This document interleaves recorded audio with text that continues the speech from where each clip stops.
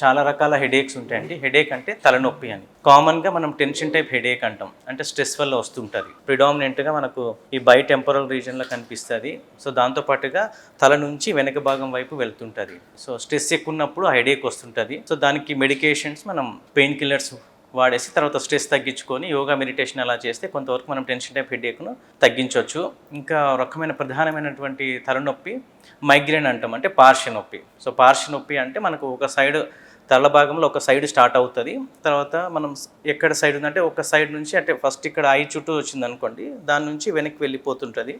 అది కుడివైపు కానీ ఎడమవైపు కానీ ఎటువైపు నుంచి అయినా రావచ్చు. తలనొప్పితో పాటుగా మనకు వామిటింగ్ సెన్సేషన్స్, తర్వాత కొంచెం మందికి లైట్ను చూస్తే ఎక్కువ అవుతుంటుంది, సౌండ్కి ఎక్కువ అవుతుంటుంది, తర్వాత స్మెల్కి ఎక్కువ అవుతుంటుంది.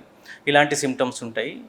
వాళ్ళు చాలా అంటే అన్బేరబుల్ హెడేక్, అంటే మోడరేట్ టు సివియర్ హెడేక్, కొన్నిసార్లు తల గోడ పెట్టి కొట్టుకోవాలన్నంత సివియర్గా హెడేక్ వస్తుంటుంది. సో దీనికి ప్రేరేపకాలు అంటాం, అంటే ట్రిగ్గర్స్. సో దాని నుంచి ఎక్కువ అవుతుంటుంది. అవి ఏంటివంటే నిద్ర ప్రాపర్గా లేకపోవడము, తర్వాత స్ట్రెస్ ఎక్కువ పడడము, ఓకే, తర్వాత కొంచెం మందికి జంక్ ఫుడ్ అంటాం, అంటే అది చిప్స్ కానివ్వండి, బర్గర్ కానివ్వండి, సో అలాంటి జంక్ ఫుడ్ తిన్నప్పుడు వస్తుంటుంది. కొంతమందికి చాక్లెట్స్ వల్ల రావచ్చు, కొంతమందికి కాఫీ వల్ల కూడా వస్తుంటుంది. వాతావరణం మార్పుల వల్ల కూడా కొంతమందికి వస్తుంటుంది. సో ఇలాంటి వాళ్ళు ఏం చేయాలి? సో హెడేక్ వాళ్ళకు రెగ్యులర్గా అంటే నెలకు 4 సార్లు అలా వస్తుంది. దానివల్ల వాళ్ళ లైఫ్ స్టైల్ డిస్టర్బ్ అవుతుంది. ఓకే, సో వాళ్ళు రొటీన్ యాక్టివిటీస్, రెగ్యులర్ యాక్టివిటీస్ చేయలేకపోతున్నారు అంటే దానికి ప్రివెంటివ్ మెడికేషన్స్ అనేవి స్టార్ట్ చేయాలి. సో దీనికి 2 రకాల మెడికేషన్స్ ఉంటాయండి. ఒకటేమో అక్యూట్ మెడికేషన్స్, అంటే వచ్చినప్పుడు తలనొప్పి తగ్గించే మాత్రలు మెడికేషన్స్. ఇంకొకటి మళ్ళీ రాకుండా చూసుకునే మెడికేషన్స్. సో అక్యూట్ మెడికేషన్స్ కొన్ని రకాల ట్యాబ్లెట్స్ ఉంటాయి. ట్రిప్టాన్స్ కానివ్వండి, తర్వాత పెయిన్ కిల్లర్స్ కానివ్వండి, ఎర్గోటమిన్స్ కానివ్వండి.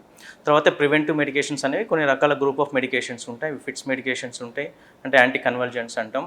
తర్వాత calcium channel blockers, tricyclic anti depressants, ఇలాంటి కొన్ని మెడికేషన్స్ వల్ల మనం హెడేక్ అనేది మళ్ళీ రాకుండా జాగ్రత్త పడవచ్చు. ఇంకోటి బీటా బ్లాకర్స్ అని. సో జనరల్గా మైగ్రేన్ హెడేక్ ప్రధానంగా ఫిమేల్స్లో, యంగ్ అడల్ట్స్లో కామన్గా వస్తుంటుంది.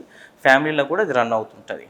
ఓకే, అందుకనే మనకు తలనొప్పి వచ్చినప్పుడు కన్నా తలనొప్పి రాకుండా జాగ్రత్త పడుతూ ప్రేరేపకాలను తగ్గిస్తూ ఉంటేనే బెటర్. ఇంకా కొన్ని రకాల హెడేక్, క్లస్టర్ హెడేక్ అంటాం. అది ఓన్లీ వన్ సైడెడ్ వస్తుంటుంది, స్పెసిఫిక్ పర్టికులర్ పీరియడ్లోనే వస్తుంటుంది. మోడరేట్ టు సివియర్ హెడేక్ ఉంటుంది.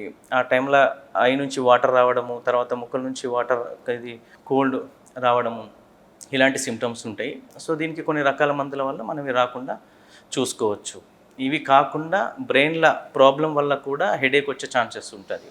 ఓకే, అది ట్యూమర్ కానివ్వండి, బ్లడ్ క్లాట్ కానివ్వండి, ఓకే, తలకు దెబ్బ తగలడం కానివ్వండి. సో ఇలాంటి కారణాలు ఉంటాయి. సో ఫస్ట్ మనం తలనొప్పి అనేది ఫస్ట్ కారణం దాన్ని బట్టి, దేని నుంచి వస్తుంది దాన్ని బట్టి దానికి సంబంధించిన మెడికేషన్స్ పెడితే హెడేక్ని అనేది మనం తగ్గించవచ్చు.